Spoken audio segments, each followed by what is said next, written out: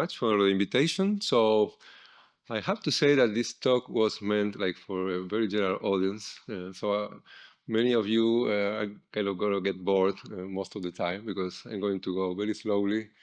So I don't know. This is like a a celebration of the 30 years of the proof of Fermat, the publication of the proof of Fermat by Andrew Wiles.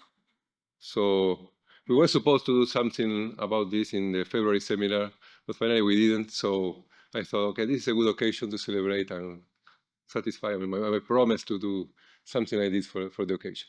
Okay, so let me begin by explaining that this is about the proof of Fermat's theorem and the modularity. For us, we'll be interested in modularity by itself and this modularity conjecture. But I want to begin by the very beginning, so I will begin by Fermat's theorem. So sorry about that. Okay. So this is the equation that motivated all this story. So we want to we want to study this problem. Is it true that if you add 2nth power for an exponent n larger than 2, you are never going to get another nth power in positive integer? So this is Fermat's theorem. It was kind of conjectured by Fermat in 1637. You know, he wrote this famous note in the margin of, he was reading Diophantus' book of arithmetic. And this is a copy of another edition of Diophantine, not the one he was reading. This is an edition that was published by his son. So it contains this, it's a commented edition. It contains the comments by Fermat. So he was reading about Pythagorean triples, and then he made this comment that it should be true that for higher power, you are never going to get that two cubes added together will give you another cube, and etc. For higher power, you're never going to get two biquadratum added together to give you another biquadratum, etc. And so on. And I think that the legend started because he also made this claim that he has a marvel of proof, but the margin was too narrow for him to include it. So we never know if he managed to make a proof or not. But what we do know, and will be important for the rest of the talk, is that he did find a proof for n equals to 4. And so because we assume now that the case n equals to 4 is proved, we're worried about the previous equation, but only for odd prime exponents. Okay, so the exponent is going to be a prime from now on. Okay, and actually maybe at some point I will tacitly be assuming that it's larger than 3 because the case p equals to 3 was also solved by Euler. So for everything I'm going to say, the prime p is going to be larger than 3. Okay, brief story. We're not going to do much about the story of Fermat. Let me just mention, I don't know, this is Fermat, okay? He's the judge, amateur mathematician, okay, as you know. And so Pierre de Fermat started his problems 1637. I will just mention that in the 19th century, there were a couple of interesting progresses. At the time of these discoveries, nothing much was done other than Euler's solving the case n equals to 3. And the third one came by the hand of official men. I think it was around 1830 or something like that, because she was contemporary of Galois. And so what she did is to divide this Fermat theorem in two cases. The case where if you have a solution ABC to the equation, the first case turned out to be the easier case, and it was the case that you assume that the exponent p is not dividing any of A, B, or C. And then the second case was the case where P divides ABC. And incredibly enough, she managed to prove, to solve the first case, only the first case, but she managed to solve it for many primes. Actually, now we have her notes in the Bibliothèque Nationale de France, and she managed to prove it for every prime up to 100. So the first case was, and then in case I forgot to say later, in Wiles' proof of Fermat's theorem, this division in the two cases also shows up. Because in the second case, you have, semi-stable exponent P. It's a little bit harder to do the level lower. So, I mean, I don't know. It's something that you can even prove some Diophantine equation only for the second case. I mean, the division in two cases persists. And in the second character I will introduce, which is Kummer, he also divided in two cases, but he made proof for both cases, but he treated separately. And his proof, depending on some condition, he started to somehow develop algebraic number theory in this proof. And he managed to prove like the full Fermat for every prime up to 100, except for 3 of C prime. The regular ones up to 100 are only 3. And so this was quite a success for the time. 1847, Lamé gave a failed proof almost at the same time, but Kummer did something really serious, and he managed to prove a lot of cases. But actually, what I want to say is nothing more about the story. Now we are going to jump into modern times, say. But after Kummer, many people started to generalize, improve the result of Kummer. And then they managed to prove Fermat for many more exponents, like improving this with these techniques of algebraic number theory. But somehow the feeling was that you're never going to get, using this approach, to cover all of it, okay? I think the most they did was to solve the first case for infinitely many primes or something like that with a lot of work, but nothing going to solve Fermat at all. So now we go to modern time. I'm going to introduce the new tools that eventually led to the proof. And so I will be, I don't know, maybe too basic for most of you, but let me briefly recall which are the main tools that we're going to use here in this. And the first one is, of course, elliptic curves, because everything is going to be about the modularity, conjectures, and in particular, modularity of elliptic curves. So elliptic curves, I'm going to give a brief definition later, but they look like this. This is like the equation, I mean, the picture of the curve. And then the important thing for this curve is that you can add points. There's this nice operation. You have 2 points. You have this construction. So given 2 points in the curve, you can add them, and this makes the set of rational points or algebraic points in the curve into a group, an abelian group. Okay, so you have a group law, and you can play with this group structure. Okay, so here's the definition. Okay, it's a genus 1 curve. Basically, that means that you get a non-singular cubic, and you can always find this this model. You can put it in this Weierstrass form. So it's y squared equal to this cubic polynomial in x, which I call fx. And I'm assuming that f has 3 different roots, which is equivalent to say that this is non-singular. So it's a non-singular cubic containing a rational point. And here the rational point is at infinity in this equation because we're considering it as a projective curve. Okay? So the important thing for us, I'm just going to give you a couple of invariants of the elliptic curve, not the full theory of them. We're going to use a couple of things about them. The first thing are these little number a sub p's. So what are the a sub p's? If I give you an elliptic curve, what you do, you have this equation, suppose it has integral coefficients. What you do is you reduce modulo any prime p. And when you reduce modulo any prime p, you get a curve over fp. And usually, for almost every prime, this curve over fp that you get by reducing modulo p is going to be again an elliptic curve. But there's a final set of primes which is going to fail, and in those you get a singular curve. Okay, so the good primes are called good reduction primes, and the few primes where this fails to be an elliptic curve are called the bad reduction prime. To be completely honest, you should find a minimal model before reducing, but I'm skipping technicalities. Okay, so let's just say that I reduce and I get these residual curves, and we count the number of points of each of these residual curves, and we call MP the number of points. And the first invariant is the a sub p for every prime p. It's just p plus 1 minus np. So this number will encode a lot of the arithmetic information that we care about of the elliptic curve. And in particular, what we do care about in this talk, in most of this talk, is about Galois representations. And it's the hidden third character here, other than elliptic curves and modular form, are going to be Galois representation. So we introduce now the Galois representation for the case of elliptic curves. And this is basically just, you have a lot of algebraic points in your curve, you know, and so you pick only those L torsion points, right? And more generally, L to the n torsion point, where L is now a prime. So if I'm only considering L to the n torsion point with algebraic coordinates, it is known that this group now is like 2 copies of set mod L to the n. So if I take the projective limit, I will get what is called the L-dictate model, T sub L of E, which is like 2 copies of ZL, okay? So this is a gigantic set of L to the n torsion points for every n. And the Galois group of Q bar over Q, so the Galois group of whatever the extension they generate, it is known to permute them. So the Galois group acts permuting, sending torsion points to torsion points. And actually, the action of Galois, it's easy to see that it's compatible with the addition law in the group of points of the elliptic curve. And this implies that the Galois acts linearly on it. In other words, if you consider the extension that you get from Q by adding all these L to the infinity torsion points, you get an extension which is contained in the Galois group is contained in GL2 Serre. If you assume for simplicity that it's surjective, which it usually is, you're going to generate a Galois extension of Q with Galois group GL2 Serre, a gigantic infinite Galois group, okay? And you have this for every L because you're fixing the L torsion, L to the infinity torsion.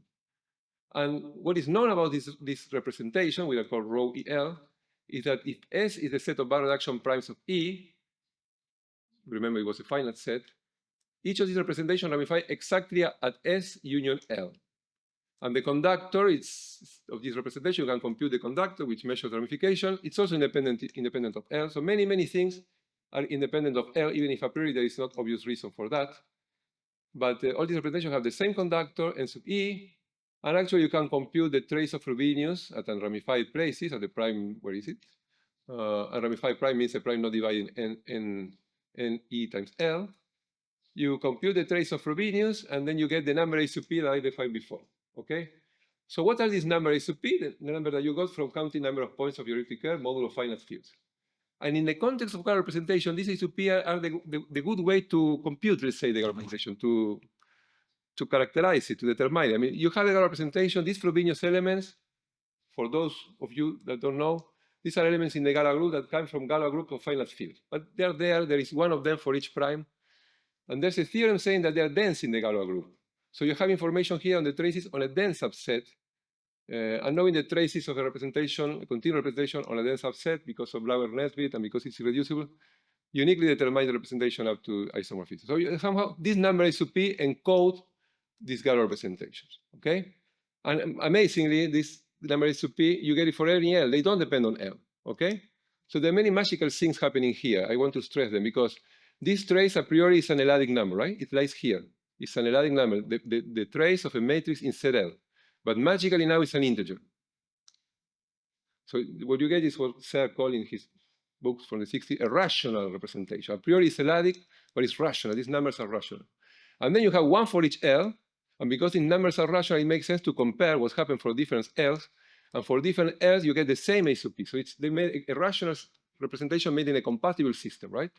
It's something really amazing. You get it like for free for elliptic L, but I want to stress that, okay? So what's next? Next are modular forms. And modular forms, first I draw this picture because we're going to play with the Poincaré upper half plane. We're going to consider functions which are holomorphic functions of a complex variable, one here on H. And here is going to be some sort of fundamental domain because we're going to consider on the Poincaré upper half plane the action of SL2Z. But before getting too technical about the action of SL2Z, let me just remember, or tell you that this group is generated by, you can generate it using only two elements. One of these elements is the matrix 1, 1, 0, 1, and the other element is the matrix 0, minus 1, 1, 0, okay? Well, I will define the action of these matrices on my points in H, but in particular, let me stress that with that action, the matrix 1, 1, 0, 1 acts by translation by 1, okay? So it's just, the action will be, one of these generating matrices will be translation by 1 to the right? And then the other one is inversion with respect to the unit circle, right? Because it says Z to minus 1 over Z. So the fundamental domain for this action is the one I draw here. This goes to infinity because you see the width is 1 because you have periodic functions of period 1. And then they're also invariant by inversion. So it's enough to know their values outside the unit circle. So here you're getting the fundamental domain. So the idea will be that we're going to consider functions that are invariant under this action. Not quite, but related to that. So, okay, here is formally these actions for a matrix A, B, C, D. The matrix acts on any set in the upper half plane by sending it to AZ plus B divided by ZZ plus D. Remember that this is equivalent to what I said before, that the matrix 1, 1, 0, 1 acts by translation by 1, and the matrix 0, 1, minus 1, 0 acts by inversion. But in general, you get something like this. And we're not interested in holomorphic functions which are invariant under this. It will be functions like defining that fundamental domain. But the functions that define this property, which is that for every matrix acting on Z, f of mz is equal to this factor, cz plus d to the k, for some k you fix, which is an integer, times f of z. So you have this factor here, and the k is going to be called the weight of your modular form. So you have your modular forms of certain weight, not weight 0. Weight 0 will be modular functions. And then there's another invariant for this holomorphic. They're also conditioned that they have nice behavior at infinity. So actually it will be holomorphic on H union infinity. So somehow you can add the infinity point. And then, as I said, the other invariant is the level. Instead of SL2Z, you can consider a subgroup, gamma naught of n, where you consider only matrices where this C is divisible by n. So you change the group, you make the same construction, and you call this. Now there are more because they are invariant under the smaller group. These are called modular forms of level n. So you have modular form of certain weight and a certain level. And for today's talk, we are going to be mostly interested in the case of weight 2 for part of the talk, at least. So in what follows, we restrict, I'm skipping technicalities. We're going to restrict some of them, which are called cuspidal. And there's a certain algebra of operators called the Hecke algebra, one for each prime, T sub p. I'm going to consider those that are eigenform with respect to this action, okay? So for those that are eigenform with respect to this action, which are the one we're going to curve, if you look at the Fourier expansion at infinity, you have this Fourier coefficient A sub n, and for every prime p, the coefficient A sub p happens to be exactly the eigenvalue for the action of Tp. So again, now we have a modular form. It's a nice function with a Fourier expansion, and so you can look at the Fourier coefficients for the prime index, but remember that there are also the eigenvalues for this Hecke algebra, right? So again, we have something all the information is encoded in these nice numbers A sub p's, okay? And then again, for them, we can attach, I'm not explaining how and why, but sorry, how you do it, but you can attach Galois representation. There's some geometry behind the scene, which I'm skipping, but you can attach to this modular form F of any weight and any level, which is a Hecke eigenform. You can attach Galois representation. The only difference formally with respect to what we saw for elliptic curves is that now these coefficients A sub n, they're not integers. They lie in a number field. We denote Q sub n. So now these guys are not integers, they're algebraic integers in some number field. And if O is the ring of integers of the number field, you get lambda representation. You get for any lambda, a prime in O, you get a lambda representation from the absolute value of Q to GLO of lambda, GL2 of lambda. And again, the conductor is something related to a previous invariant, which is the level of your modular form. The conductor of any of these representations is independent of L, and is the level of your modular form. The traces of Frobenius at the ramified places are the A sub p's, which are the magical numbers. Now these are the Hecke eigenvalues. But again, they don't depend on lambda, and they are algebraic integers, and they are these A sub p's. And you can also read the weight K of your modular form from these Galois representations, but this is a little bit technical, I will skip it, okay? Locally at L, you can read from what you see there, the weight of your modular form. So all the information of your modular form is encoded in this abstract system of Galois representations that you have here. So the modularity conjecture, which is going to play a role in particular for Fermat, was formulated by Taniyama, Shimura, but Serre will be mad if I only say this, so I have to say that it's the Taniyama-Shimura-Weil conjecture, because I don't know the story, but Weil was kind of the one that formalized the conjecture and stated, like, you know, gave it the right shape to it. So it's the Taniyama-Shimura-Weil conjecture. They made it in the 50s. Because they were observing a lot of elliptic curves, there are some of them that are constructed somehow from modular form. I mean, modular form gives rise to some elliptic curve in a natural way, but then they kind of start to see that all elliptic curves were showing up to isogeny in this modular setting. So the conjecture basically is saying that any elliptic curve comes from this modular world. And I will state the conjecture using a picture, which I call the golden triangle, because actually this conjecture is a relation between elliptic curves and modular forms. But I prefer to put a triangle because I introduce the third actor, which is the Galois representations. There are many ways to formulate the conjecture. You can formulate the conjecture using a representation, not using them, using a function, whatever. But I prefer to use the Galois representation because the Galois representation is the tool that we use to prove the conjecture. To prove the conjecture, you go through this. Okay? So remember that for elliptic curve, you do have Galois representation attached. These A sub p are these magical numbers of the elliptic curve, and the Galois representation have the same invariant, right? The traces of Frobenius give you the same A sub p's.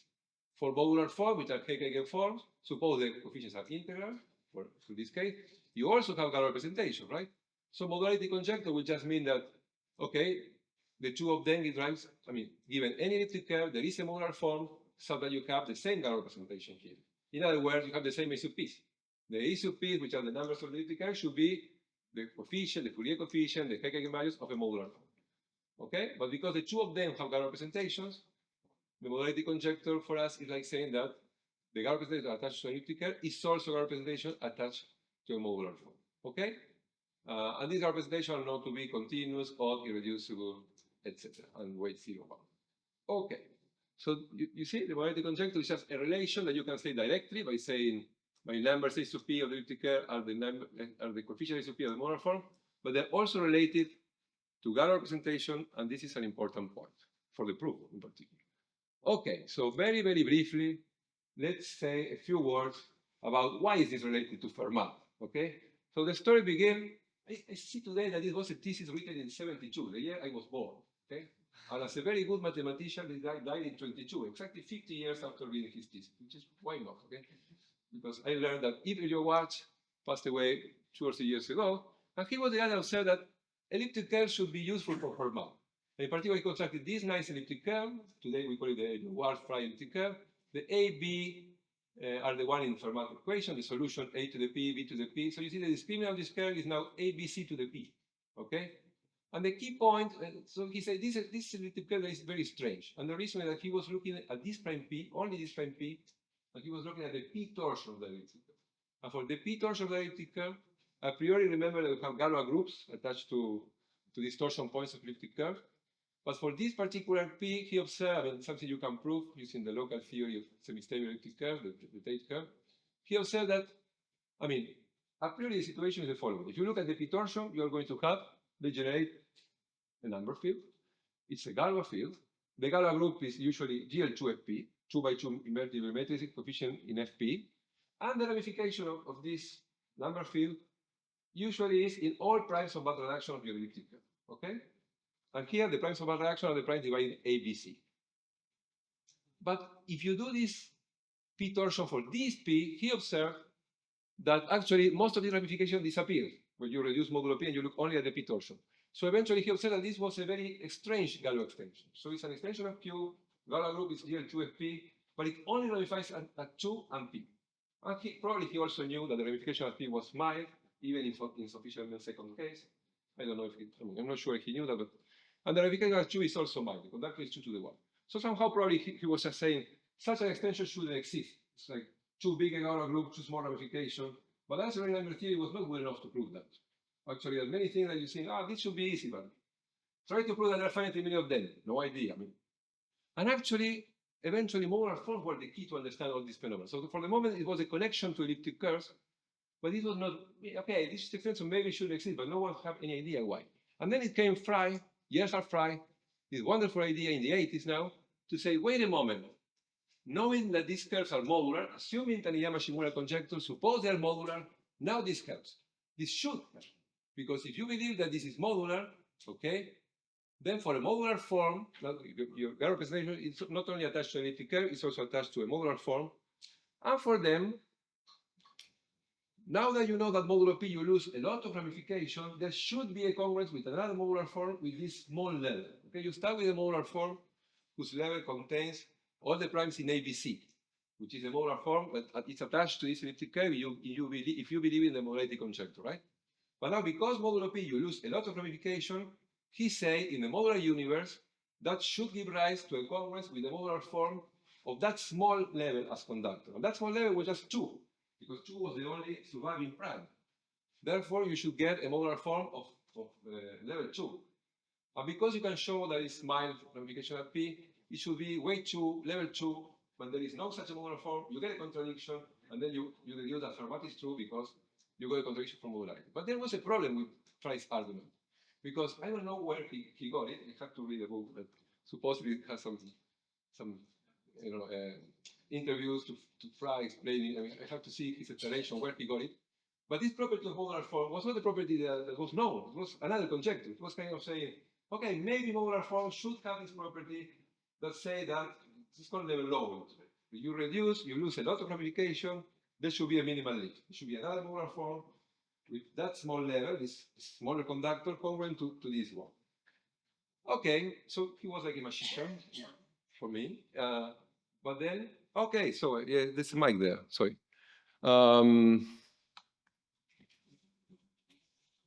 Okay. So, yeah, because I wipe my neck. So, yeah, but the thing is that he was right. I mean, he was the right guess. Eventually, Frey made this, and then Serre kind of formulated in more detail this kind of conjecture, and more conjecture. So he wrote this paper, which is called the Serre conjecture. We'll come later to this. But in particular, he put the name epsilon conjecture. It was a conjecture that Frey kind of, imagined, that you have this level lowering property. And then eventually, this was in the middle 80s, and then it was published, I see, in 1989, a paper by Ken Rivett, who finally solved the level lowering conjecture. And he said, yes, modular form has this magic level lowering property, modularity does the trick. So it is true what Frey kind of imagined or guessed, that in the modular universe, you have this level lowering property. So if you believe the modularity conjecture of Taniyama and Shimura, then Fermat is implied by Taniyama-Shimura. Taniyama-Shimura implies Fermat. So after Rivett, it was a theorem saying that Taniyama-Shimura implies Fermat. So as I always say, from my point of view, the logical conclusion for probably for myself and most mathematicians would be, okay, Fermat was very hard, it escaped us 300 years, so it should take maybe another 300 years, because knowing that in order to prove Fermat, you should prove modularity means that Fermat is really very high. It's a confirmation of how impossible it is to prove Fermat. But there was one guy who got the opposite thought, and he said, oh, finally, that's my motivation. That's a true motivation to prove modularity because it implies Fermat. So this was Andrew Wiles, the bravest man. So he said, let us prove modularity because Fermat's theorem follows. And so after 6, 7 years, high effort, so he managed to make it. We are not going to see any detail of Wiles' proof, but just I don't know, a couple of indications of where it goes. As I say, it has to do with the Galois representation, right? Now we have to prove that elliptic curves are modular, at least semi-stable ones. Semi-stable ones were the ones that... So where to start? You need to prove that this Galois representation, you look at the Galois representation. The Galois representation attached to elliptic curves, you want to prove that they are modular, but there's no modular form to connect a priori. But luckily, this representation, they have integral coefficients, right? And so Wiles observed that if you fix a prime P, so you're looking at the periodic representation for any P. And so he said, let us look at P equals to 3. For the moment, we will assume that if you look at the reduction modulo 3 of the representation, which is the action of Galois on the 3 torsion points of the elliptic curve, let's suppose it's irreducible for simplicity. By the time he wrote this, he needed to make this assumption. So if this is irreducible, okay, then the important thing for us is that the image lies in GL2 F3. And F3 is very small, so small that this is a solvable group. And now I'm not going to explain you why, but remember in Galois theory, there is a large division between solvable and unsolvable groups, because the story of Galois theory begins with the solvability by radicals of equations, and then the actually solvable groups came because they were created in connection to this story of what are the solvable extensions by radicals, etc. So solvable and unsolvable was a large division in Galois theory all time, and here it also shows up. And by some deep results of Langlands and Tunnel, and also Arthur Purcell, etc., kind of results, we know that in solvable situations, life is easier. At least there are some results. And basically here, the key point was that once you're in GL2 F3, because this is a solvable group, it's a 2 cover of S4, it's very, very small, it's a solvable group, then rho bar is modular. There is a modular leaf. You have a congruence with a modular form. So at least you have something which I call a seed, a place to begin. There is a congruence to a modular form. It seems to be very little because you're saying that your A sub p's of your elliptic curve are congruent modulo 3 to the coefficients of the modular form, of some modular form. But that's the starting point. And from that, the magic result of Wiles is that, okay, technical condition, etc., I will prove that this is modular starting from this congruence, okay? I don't know, I cannot say nothing about the ingredients, Galois deformations, etc. But then this is the kind of result that he proved, okay? You have a periodic representation, like the triadic one I'm considering here. You assume that it's congruent to representation coming from a modular form, like he knew from Langlands tunnel modulo 3. And then there's some technical assumption, including the necessary condition. Then your representation itself is modular, okay? If it's congruent to one which is modular, then your representation is also modular. This is what is called a modularity lifting theorem, okay? Which is what I'm going to talk, starting from now for the rest of the talk, about this modularity lifting theorem and how you can use it to prove more modularity conjectures, right? But for the moment, because you have this modularity modulo 3 and you have cooked such a result, you prove modularity of your elliptic curve. There was just one technical point I want to mention here. He needed to assume that the modular representation was irreducible. And at the time for him, it was very important. Otherwise, he should have spent 4 more years to finish the proof. But then what he did is say, I can reduce to a case where it is going to be irreducible. And this is a nice trick. So I'm going to mention just the trick. So before, let me mention some of the people who later generalized these results of Wiles. For example, Diamond, Fujiwara, Taylor, Savitt, Kissing, and they did it in a more general context that we will discuss later, okay? There are some necessary conditions. You put your technical condition to prove your theorem, but there are, of course, the necessary conditions. Your representation should be nice, should be like what is called a geometric representation, okay? And then the technical conditions are typically local conditions and conditions on the size of the residual image, okay? So in particular, remember that Wiles needed the modular representation to be assumed to be irreducible. I will mention here, for what followed, that 4 years after that, Skinner and Wiles, they proved a result for the reducible case.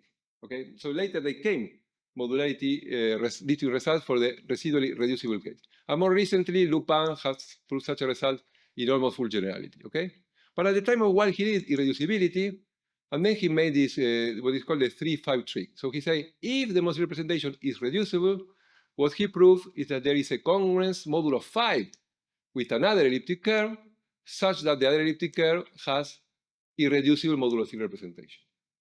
So for E prime, because E prime has irreducible modulo 3 representation, he can conclude that E prime is modular. And then in this congress modulo 5, he applies again his result to propagate the modularity from E prime to E. But for that, he needs to know that the modulo 5 representations are irreducible. Otherwise, he will be in the same problem, right? But then he observed that reducibility modulo 3 and 5 at the same time is just a real phenomenon. It only happens for a few elliptic curves, and for them you can prove modularity by hand. So somehow he could reduce to a case where everything is going to work. So eventually, with this trick, he managed to prove the result, even if his method only worked in the case where the modular representation was irreducible. And it's nice to mention it because he started to make what I call the first movement, right? Moving from 3 to 5 is kind of what we're going to see later in the second part of this talk, okay? So his modularity listing theorem was proved with the help of Richard Taylor, and then this was a proof of modularity for all semi-stable elliptic curves. But later, Brill, Conrad, Diamond, Taylor generalized this to any elliptic curve over Q. And so for elliptic curve over Q, we know that all of them are modular, okay? And then it was generalized, for example, to Q curves, reaching Lagrangian 3/4. And afterwards, I mean, there are much more general modularity results, but this was like the beginning of the story, okay? So from here, I will not go into any technical definitions, but I will just mention this is like, you can just look at me because it's just an informal definition now. So modular forms are a particular case of automorphic forms. And we are not going to talk about that in this talk, but they are more, this more general, they are like the automorphic form for GL2, right? If you work with GLN, you have n-dimensional analogs of everything. You will get n-dimensional representations and the same modularity conjectures, etc. We are not going to treat that case, but just for you to know, this is just one piece of the full picture. But one thing that I will mention, even if I'm not going to define formally, is Hilbert modular form. Hilbert modular form is generalization of classical modular forms when you change Q by a totally real number field F, okay? In this case, you are kind of using all the embeddings of F into R, which are as many as the degree of F. And you have similar definition of modular form, but now you're looking at D copies of the Poincare per half plane, and in each of them, you're making this Moebius action, right? So it's like a default version of modular forms that give rise to the Hilbert modular forms. I'm not defining them, but believe me that for any total real number field, you have these objects, you have these Hilbert modular forms. You also can consider the notion of Heck eigenforms as we did before. You are all, again, going to have Galois representation attached to them. Now the Galois group that acts is the Galois group of F bar over F. So now Q is replaced by F. So now you have Galois representation, but of F. And again, the conductor of this Galois representation is the level of modular form. The traces of Frobenius at ramified primes are the eigenvalues. So the same picture that I described before for modular forms, now you have for Hilbert modular form. The difference is that now you start over a total real number field F, and then you have Galois representations, two-dimensional ones, everything is as before, but now they're of the Galois group of F.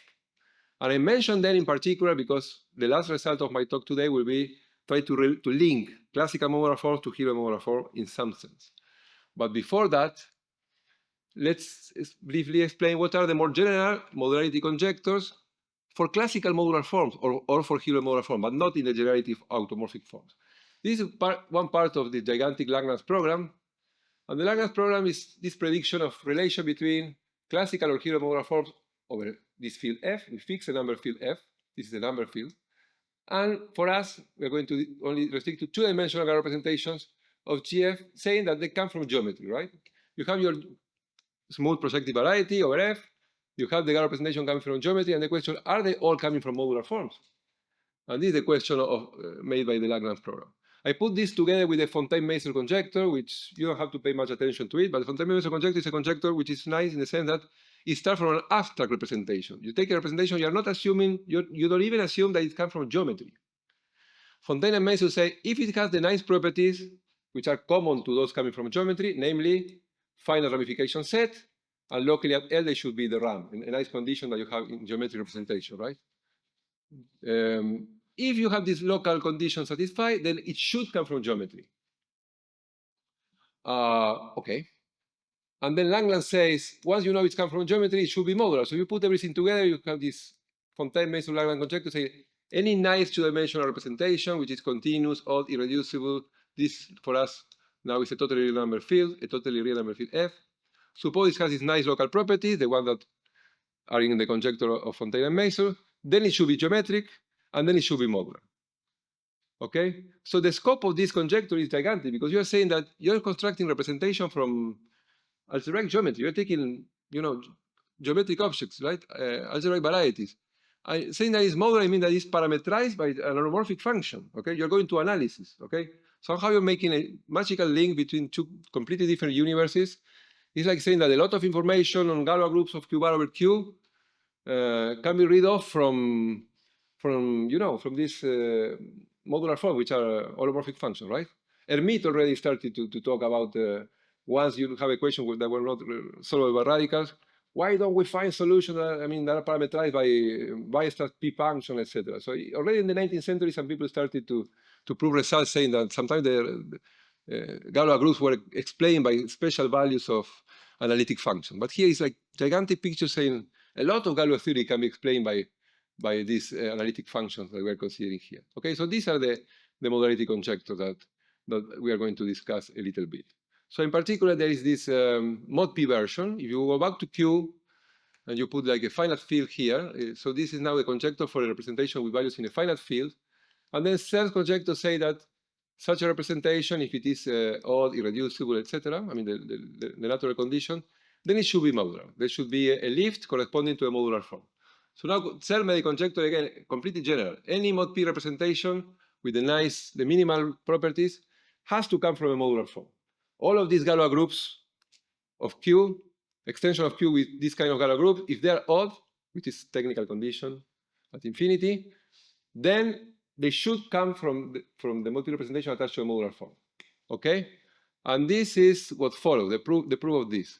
But he made a stronger version of the conjecture specifying the values of one level and one weight of some modular form where you can go and look for a modular form. These are called the Serre level and the Serre weight. You can compute it using rho bar. And then you compute the n, you compute the k, and he said there is a modular form of this level and this weight, giving you a lift of this rho bar. And one thing that I want you to remember is that the way he defines the level n, it is not containing P. N is actually the conductor outside P of rho bar. So by definition, n is prime to P. P is the residual characteristic. And the story of the proof of this conjecture started with a completely unexpected result. This is a tool created by Richard Taylor called potential modularity. Okay, here's Richard Taylor. And let me say that he proved the result and he had a reason to prove it. He applied to deduce nice properties, meromorphic continuation of a function that give rise to the Saturday conjecture, predicting blah, blah, blah. There are some applications of that, but they're not applications that will give you modularity. Okay? So in spite of the application that Richard Taylor found, for this kind of problems that we're addressing, this looks as a result that cannot be very useful because he's saying that, okay, representation, the one that you want to prove that they are modular, they are potentially modular. That means there is some extension F, totally real. You can choose it so that P is totally split. And if you restrict to F, that little piece of your representation is modular. It's attached to a Hero modular form over F. This is like saying that the tiny, tiny little piece of your representation has the modularity property. But from that, you cannot deduce modularity, of course, because you're just saying that the restriction of it is modular corresponding to a Hero modular form over F, but that's not what you wanted. And this also applies to mod P representation. So in particular, it's saying that Serre's conjecture is potentially true. Namely, there is a tiny little piece of your representation, you restrict to GF, and the restriction is modular. And of course, moving to F, one of the tools he was using are modularity distinct theorems over F, because modularity distinct theorems were generalized to the context of Hero modular forms over fields like any total real number field F. Okay, so these Wiles techniques over F were part of the tool. I'm not explaining how, but he managed to prove this magical result. But it looks a little bit useless for this application. But finally, we managed to prove that you can not download. Going down from F to Q, you cannot descend modularity, because that will be it's modular over F, it's modular over Q. I descend modularity. But you can descend some nice properties that later will allow you to prove modularity. Namely, this was something that was done on one hand by Karim Berger and independently by myself at almost the same time. Two key results. One is the existence of compatible systems, which is something that was like a conjecture in a book by Serre in the 60s. We say that if I give you a periodic representation as in the statement of this modularity conjecture, then at least and this is something we prove, starting from potential modularity, there exists a strongly compatible system containing it. This is highly non-trivial because a priori a periodic representation, again, the traces of Frobenius are periodic numbers. They're not even, this is not a priori a rational representation. So meaning that you have a compatible system means that these numbers are the traces of covariance are algebraic integers, and then that there is a compatible system which is compatible. So they have the same A sub p's for every. So if I give you an abstract representation, it is highly unclear that you can put in a compatible system. But it follows from potential modularity, okay? In the potential world, in the world of potential modularity, you have a hero modular form, and then you have a compatible system. Somehow you manage to descend this compatible system, okay? So first thing to start to move, these are the mobility results, is that you have a representation you can put in a compatible system. And then, given a residual representation, you can make a minimal lift. You can somehow deform it to a p-adic representation, having the same conductor and the expected weights, if you want. Again, this is highly non-trivial. A few years before this, Ramakrishna was able to prove, I mean, if you don't insist that the lift is minimal, even if you don't insist that the lift is minimal, it's highly non-trivial to prove that you have a lift. This is embedding problems in the inverse Galois problem. It's highly non-trivial to prove that the representation with values in GL2FP can be deformed to something with values in GL2ZP. But Ramakrishna managed to prove that, and he also managed to prove that you can deform it to a nice representation, to a geometric one, but not minimally. The way he did it was not with this approach, and so that was a very strong result, but it's only using potential modularity that you manage to get, somehow you have level lowering for Hilbert modular forms, and with that you recover this abstract level lowering. You have minimal lifts for residual representation. And with these two results, then you can go and you can prove Serre conjecture. So a brief indication of the proof of Serre conjecture is you do it by induction. You do it by induction, then you start with your residual representation. There's some Serre level, Serre weight. You take a minimal lift, so the conductors still n. And then you pick a prime in n, let's call it P2. You move to P2 in the compatible system, because now you have a compatible system. That's the first magical result, the second magical result, right? You have a minimal lift, first magical result, you have a compatible system, second one. So you move to a prime P2 in the level, you reduce modulo P2, and then remember that now that you reduce modulo P2, when you get a minimal lift there, you get rid of P2. By definition, now P2 is not going to be any longer in the Serre's level. Somehow you kill the primes in the level one after the other by just moving to those primes, reducing modulo this prime and taking a minimal lift. But you need to be able to move. So the key point here is that you can take lifts with control ramification, minimal lift, and you can move in compatible systems, you go to another place, and so on.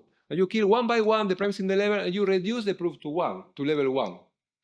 And also you take a lift again, minimal 1, you move to characteristic 3, and because you're reducing characteristic 3, it is known that here the cell weight is going to be at most 4. So you reduce to level 1 and weight 2 and 4. So all of the proof of Serre conjecture is reduced to these cases, but reduce means that I'm doing a lot of congruencies. I say reduce modulo this, reduce modulo that. I reduce to this case, it means that I believe that in each of these congruencies, I can apply a suitable modularity lifting theorem that will propagate modularity, such that if I prove this base case of induction, I conclude that modularity holds for all of them. Okay? At the beginning, it was it's very difficult to ensure that modularity lifting theorems hold in all these steps. Okay?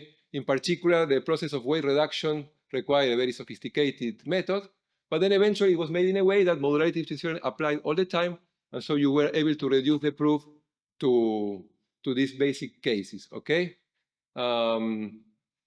Today you can write a simpler proof because you have stronger modularity lifting theorems. Of course, you simplify your life, but still there are some places where it's not linear in the sense that you are reducing the level, reducing the weight, reducing the level, reducing the weight. At some point, you need to increase the level. You do level raising, which is putting extra ramification. And this is to to strengthen your building. It's something that you do when you build a bridge. You put these force walls, okay? You're putting all this extra ramification to make the structure solid, okay, more solid, so that you can apply modularity theorem. And then at the end, you remove this force wall. You do the bridge, at the end of the bridge, you remove this, okay? You do the same. So it's not completely true that you do all this induction. At some point, you need to do this level raising, but then eventually you get to the C, because if I want to prove the Serre conjecture, I only need to prove this base case, which is conductor 1, small weight, characteristic 3.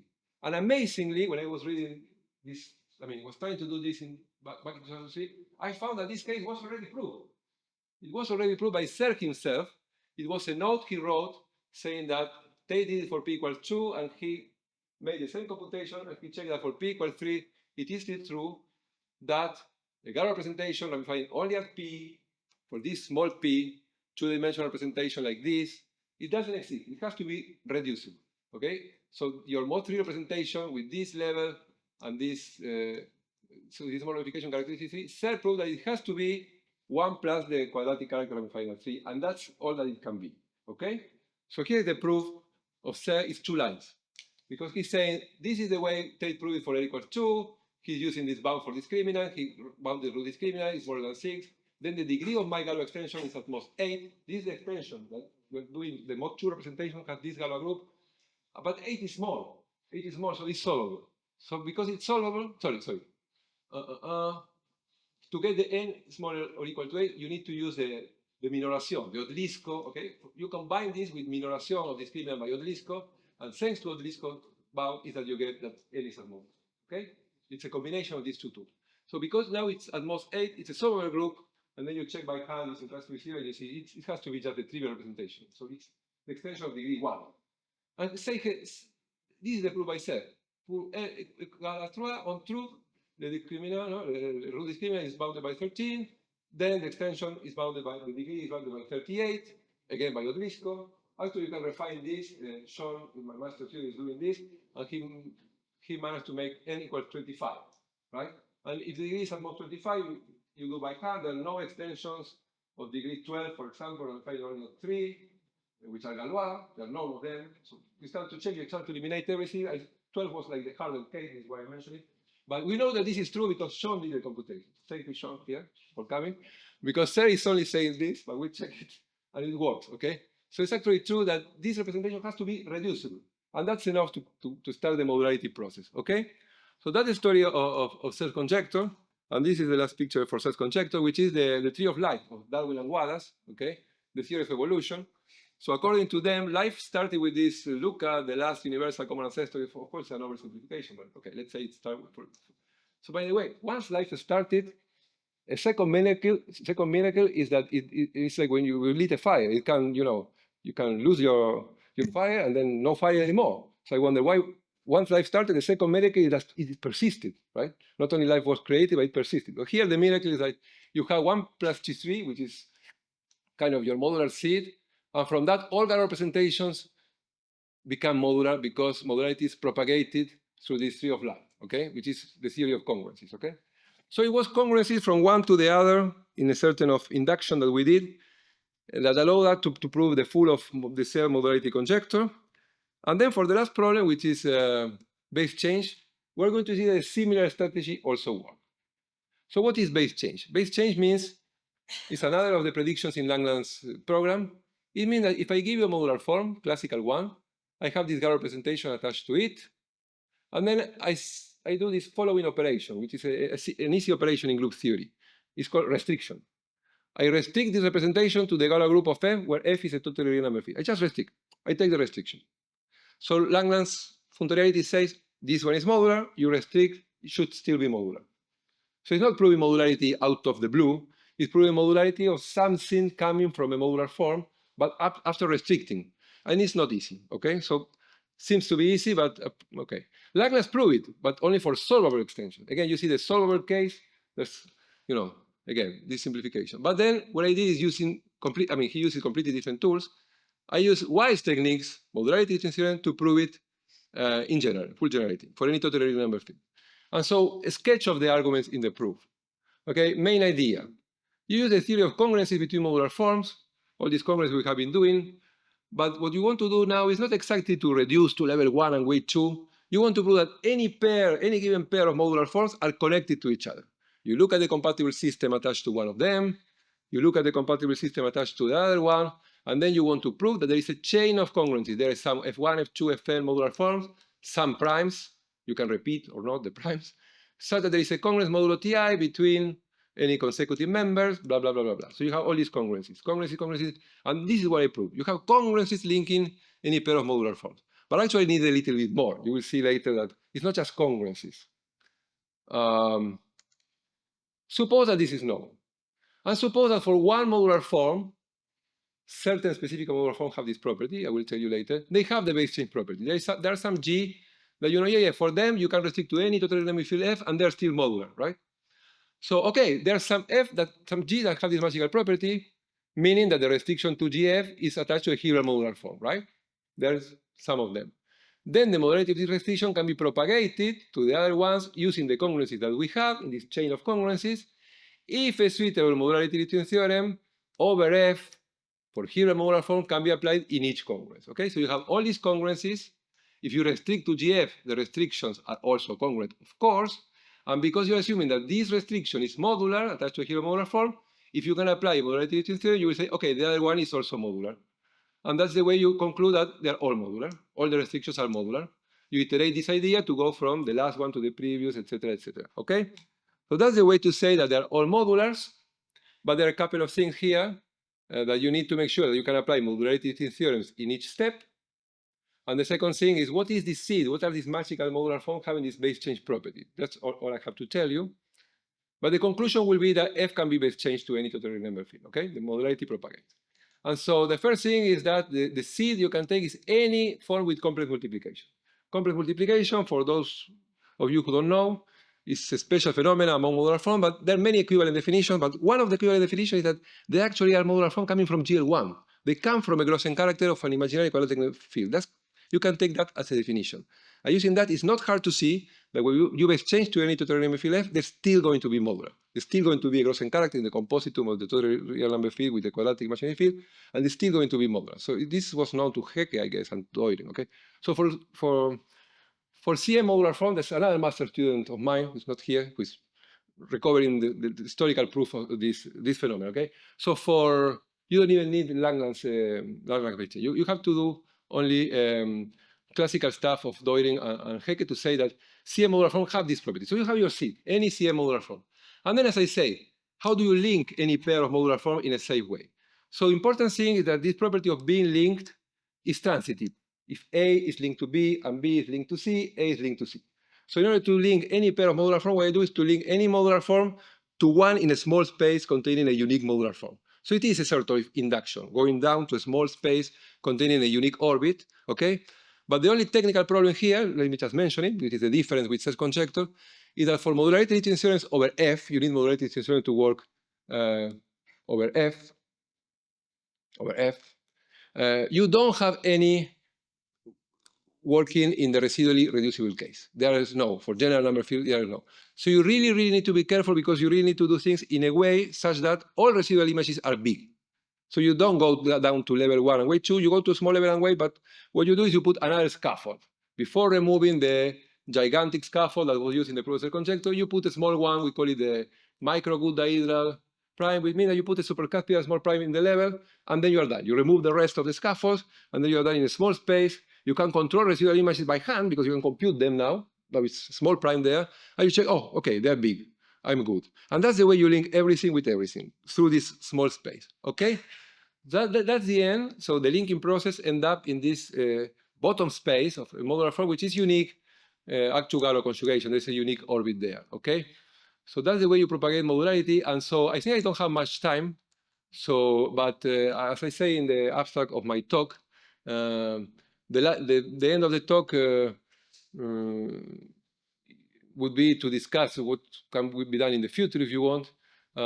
Basically, this is just the strategy to prove that if you start over Q, you can base change to any total real number field, okay? But then, okay, let me just show you a couple of pictures if you want, very briefly.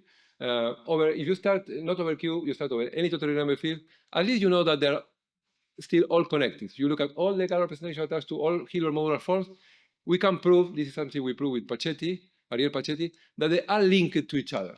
At the very end of the day, we apply the connectedness of Hecke algebra result of Mazur, etc. But we don't know that the links are safe in the sense that they are amenable to modularity theorem. But at least they are linked. So somehow the problem now is to strengthen modularity theorem, because with all this linking, you can prove base change starting from any number field to go into any other number field. But then if you want to prove modularity of everything, let's say, any two-dimensional representation of any total number field, you should try to go in the other direction, to say, okay, I want to do base change by going down. I'm assuming that something is potentially modular, but things are potentially modular. And then I want to descend modularity. And this is what we don't know. So the last two pictures are, okay, this is like a prey. You say, like in Jacob's ladder, you want to descend modularity from heaven. Okay? Right now, we have been able to descend the property of minimal lifts. We have been able to descend the property of compatible systems. And then in the modular universe, we have this connectedness. Maybe someday we will be able to descend the connectedness, and then we prove that abstract representations are also connected. Because if they are connected, and if they are safely connected, then modularity is propagated from any one which is modular to any other.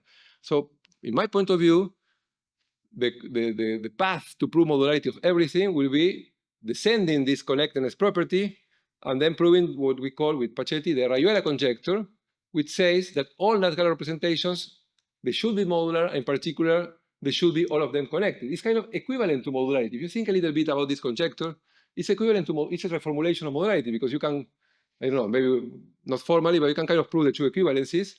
But that's the idea, to link things to each other to deduce modularity.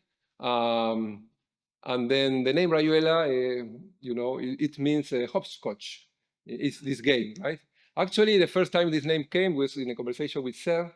I was talking to him about this conjecture, and I said to him, I want to call it the mod PQRST Serre conjecture. And he said, why 5 primes? And I say, no, PQRST ... It's not just 5 primes. It means, and he said, I'm thinking about the Marel. Why don't you call it the Marel? So the name is the translation, because I prefer to put in Spanish because it's my conjecture. But the name was proposed by Serre, and is the connectedness conjecture, if you want, for actual representation. So thank you.